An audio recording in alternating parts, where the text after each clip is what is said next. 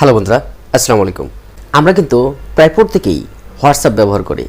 তো এই হোয়াটসঅ্যাপের কিছু গুরুত্বপূর্ণ সেটিংস আজকে আপনাদেরকে দেখিয়ে দেব, যে সেটিংসগুলো অনেকের কাছে অনেক বেশি প্রিয়।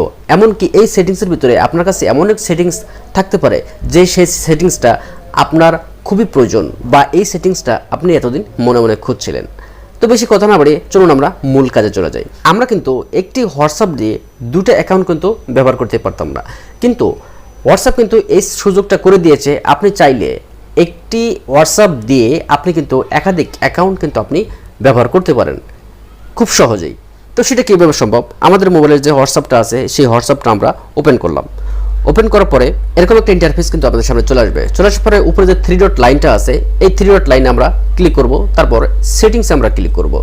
তো সেটিংসে ক্লিক করার পরে এরকম একটা ইন্টারফেস আসবে। আসার পরে এখানে যে লেখা আছে অ্যাকাউন্ট, এটাকে আমাদেরকে ক্লিক করতে হবে। ক্লিক করার পরে দেখেন নিচে লেখা আছে অ্যাড অ্যাকাউন্ট, এই অ্যাড অ্যাকাউন্টটা আমাদেরকে ক্লিক করতে হবে। ক্লিক করার পরে এরপর আবারও প্রথমে যে অ্যাকাউন্টটা আছে এরপরে দেখেন লেখা আছে প্লাস দিয়ে অ্যাড অ্যাকাউন্ট, এই অ্যাড অ্যাকাউন্টটা আমাদেরকে ক্লিক করতে হবে।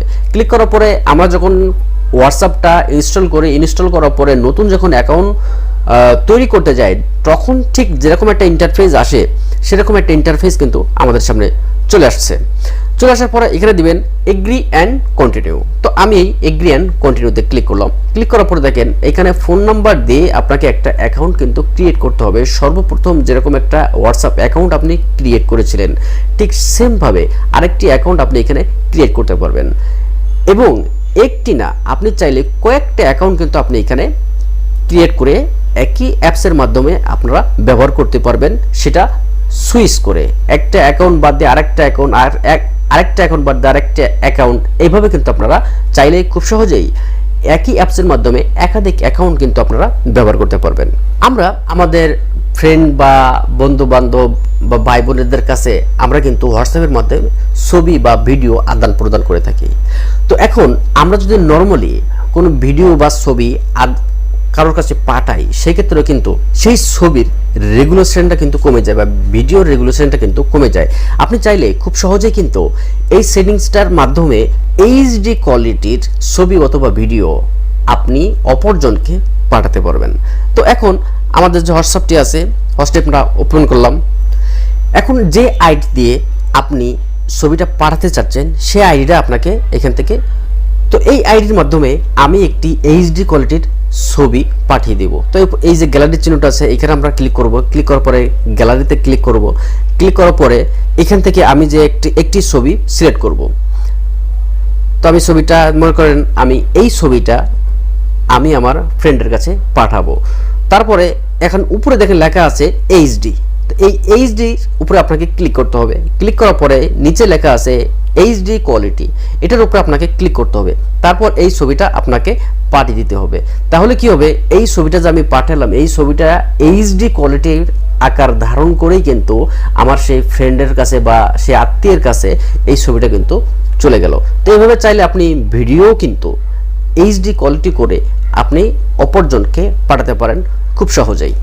এখন যে সেটিংসটা আপনাদেরকে দেখিয়ে দিব, এই সেটিংসটা কিন্তু খুবই ইম্পর্টেন্ট একটি সেটিংস।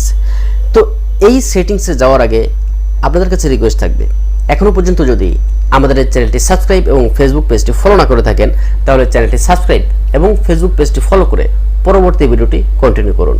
কারণ এরকম ইনফরমেটিভ ভিডিও কিন্তু রেগুলার আমরা আমাদের চ্যানেলে অথবা পেজে আপলোড দিয়ে থাকি। সুতরাং কোনো ভিডিও যাতে মিস না হয় তার জন্য আপনি চ্যানেলটি সাবস্ক্রাইব এবং পেজটি ফলো করুন। আর যদি ভালো লেগে থাকে তাহলে কিন্তু লাইক দিতে ভুলবেন না। তো চলুন আমরা পরবর্তী স্টেপে চলে যাই।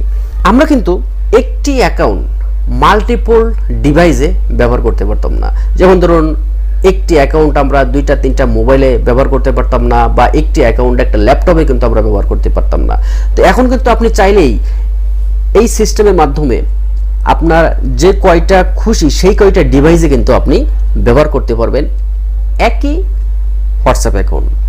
তো চলুন কীভাবে সেটা করব। তো আমাদের যে হোয়াটসঅ্যাপ অ্যাকাউন্টটা আছে সেই হোয়াটসঅ্যাপ অ্যাকাউন্টটা আমরা চলে আসলাম। তো এখন মনে করেন আমার এখানে যে হোয়াটসঅ্যাপ অ্যাকাউন্টটা আছে আমি সেই অ্যাকাউন্টটা এই মোবাইলও ব্যবহার করতে চাই, মানে একই অ্যাকাউন্ট একই নাম্বারের হোয়াটসঅ্যাপ আমি এই দুইটা মোবাইলে ব্যবহার করতে চাই। তো সেটা কিভাবে সম্ভব? তো আমার এই মোবাইলের যে হোয়াটসঅ্যাপটি আছে সেই হোয়াটসঅ্যাপটি আমাকে প্রথমে ওপেন করতে হবে। হোয়াটসঅ্যাপটা আমি কিন্তু ওপেন করলাম। ওপেন করার পরে দেখেন এই হোয়াটসঅ্যাপটা কিন্তু লগ ইন করা নেই। আমাদেরকে কিন্তু এই হোয়াটসঅ্যাপটা নতুন করে অ্যাকাউন্ট ক্রিয়েট করতে বলছে। তো আমরা ঠিক যেভাবে অ্যাকাউন্ট ক্রিয়েট করি সেভাবে আমরা অ্যাকাউন্টে আসলাম। তারপর এগ্রি অ্যান্ড কন্টিনিউ এটাকে আমরা ক্লিক করলাম। ক্লিক করার পরে এখন আমাদের এই মুহূর্তে যে মোবাইলটা আছে সেই মোবাইলটা আমরা হোয়াটসঅ্যাপটা ওপেন করলাম। ওপেন করার পরে উপরে যে 3 ডট লাইনটা আছে এই 3 ডট লাইনে আমরা ক্লিক করব। ক্লিক করার পরে দেখেন লিঙ্ক ডিভাইস, এই লিঙ্ক ডিভাইসে আমরা ক্লিক করব। ক্লিক করার পরে এখন লিঙ্ক ডিভাইসেও আমরা আবারও ক্লিক করব। ক্লিক করার পরে দেখেন এরকম একটা অপশন কিন্তু কিউআর কোড স্ক্যানার কিন্তু আমাদের মোবাইলে চলে আসবে। এখন এই মোবাইলের যে উপরে 3 ডট লাইনটা আছে এই 3 ডট লাইনে আমাদেরকে ক্লিক করতে হবে।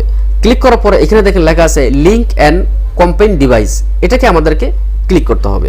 ক্লিক করার পরে দেখেন এখানেও কিন্তু একটা কিউআর কোড আসছে। এখন এই মোবাইল দিয়ে আমার এই কিউআর কোডটা কিন্তু স্ক্যান করতে হবে। তো আমরা এই মোবাইল দিয়ে কিউআর কোডটা স্ক্যান করে নিলাম এবং এটা কিন্তু লগ ইন হয়ে যাচ্ছে। আপনারা দেখেন আমার এই মোবাইলটা কিন্তু লগ ইন হয়ে গেছে। একটু পরে দেখতে পাবেন এই মোবাইলে যা আছে এই মোবাইলে কিন্তু সেম সেই জিনিসটাই কিন্তু আছে। দেখেন আমাদের এই মোবাইলের যে লেখাগুলা এই মোবাইলের সেই লেখাগুলা কিন্তু একইভাবে এখানেও যে অপশনগুলো পাচ্ছি আমরা এখানেও কিন্তু সেই একই অপশনগুলো পাচ্ছি, কারণ একটাই যে একই অ্যাকাউন্ট আমরা কিন্তু দুইটা মোবাইলে ব্যবহার করতে পারছি।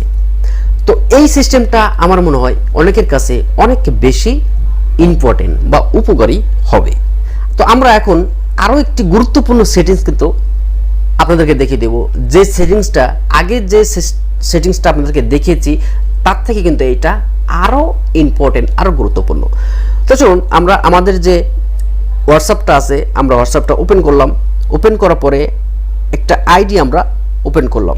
তো এই আইডিতে আমি একটা ছবি পাঠাবো। সেই ছবিটা আমি এমনভাবে পাঠাতে চাচ্ছি যে ছবিটা সে যেন কোনো রকমভাবে গ্যালারিতে সেভ করে না রাখতে পারে, বা একবারের বেশি দ্বিতীয়বার যেন সেই ছবিটা সে দেখতে না পারে, সেটা যেন অটো ডিলিট হয়ে যায়। সেই সিস্টেমটা আমি কিভাবে করব? আপনার গ্যালারিতে আসবেন। গ্যালারিতে আসার পরে যে কোনো একটি ছবি আপনি চুজ করবেন। তো আমার গ্যালারিতে আসলাম। আসার পরে আমি এখান থেকে যে কোনো একটি ছবি কিন্তু আমি চুজ করব। তো এই ছবিটা আমি চুজ করলাম।